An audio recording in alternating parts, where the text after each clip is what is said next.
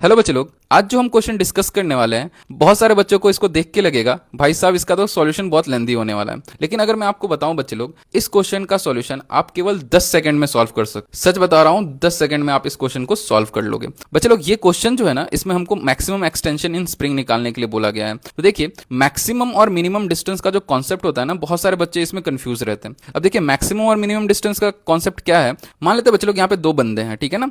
एक की speed v1 है और एक की स्पीड v2 है। अब देखिए, अगर इसकी स्पीड ज्यादा होगी तो ये तो डिस्टेंस हमेशा इंक्रीज होता ही रहेगा और ये इनफाइनाइट तक टाइम तक ये डिस्टेंस इंक्रीज होता रहने वाला है। लेकिन अगर मान लेते हैं कि इसकी स्पीड ज्यादा है तो क्या होगा, इसके दोनों के बीच में जो डिस्टेंस होने वाला है बच्चे लोग, वो तो कम होता ही रहेगा हमेशा।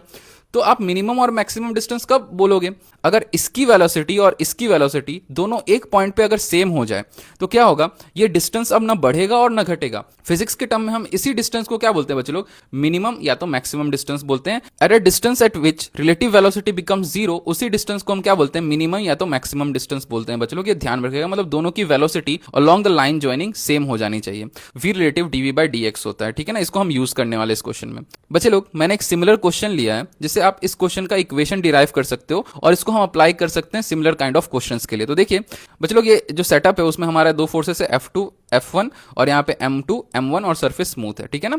अब देखिए, यहाँ पे जैसे ही फोर्स लगेगा तो इस स्प्रिंग के अंदर एलोंगेशन होगा और इसके अंदर स्प्रिंग फोर्स डेवलप्ड हो जाने वाला है। और इस ब्लॉक का एक्सेलरेशन A2 है और इस ब्लॉक का एक्सेलरेशन A1 हमने कंसिडर किया हुआ है। तो अगर सेकंड लॉ ऑफ न्यूटन से इसका FBD बनाया और इसका इक्वेशन लिखे तो क्या हो जाएगा, F2 minus KX equals to M2 A2, जो कि हमारा सेकंड लॉ का है। और सिमिलर इधर भी हमारा इक्वेशन बन जाएगा। तो A2 का इक्वेशन ये आ जाएगा बच्चे लोग और A1 का इक्वेशन ये आ जाएगा बच्चे लोग। बच्चे लोग, हमारा रिलेटिव एक्सेलरेशन क्या होगा, A1 प्लस A2 की दोनों अपोजिट डायरेक्शंस में। अब A1 और A2 की वैल्यू प्लग इन करते हैं, हमारे पास इक्वेशन ये आने वाला है बच्चे लोग। सॉल्विंग इट फर्दर बच्चे लोग, आपको ये एक्सप्रेशन मिलेगा। ये पूरा टर्म कांस्टेंट, इसको A मान लिया है मैंने, और यहाँ पे हमने K के साथ जो भी टर्म मल्टीप्लाई में है, X को छोड़ के उसको हमने B मान लिया है, ठीक है ना बच्चे लोग। का एक्सप्रेशन कुछ इस तरह से दिखने वाला है। फर्दर इंटीग्रेटिंग इट बच्चे लोग, यहाँ पे क्या हो जाएगा, ये जो हमारा है वो तो जीरो ही होने वाला है, क्योंकि हमको पता है वी रिलेटिव जीरो होना चाहिए मैक्सिमम के लिए। जीरो से एक्स मैक्स हमने इसका लिमिट ले लिया है। सॉल्विंग इट बच्चे लोग, you will get this expression और XM की वैल्यू आपकी आ जाएगी 2A बाई बी। A और B की वैल्यू प्लग इन करते आपका एक्सप्रेशन ये आएगा बच्चे लोग। यहां से आप इसका फॉर्मुला देख सकते हो, F1 के साथ M2 मल्टीप्लाई हो रहा है और F2 के साथ M1 मल्टीप्लाई हो रहा है, दोनों का मास ऐड होकर इंटू K और इंटू 2 है, ठीक है ना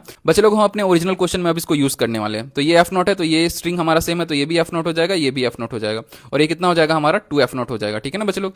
तो F0 इंटू क्या हो जाएगा M1 और 2F0 इंटू क्या हो जाएगा हमारा M2 हो जाने वाला है। इंटू का 2 divided by K plus M1 plus M2, तो ये हमारा आंसर आ जाने वाला है बच्चे लोग क्वेश्चन का, ठीक है ना बच्चे लोग। आप ये क्वेश्चन को भी ट्राई कर सकते हो यूजिंग दिस सेम मेथड।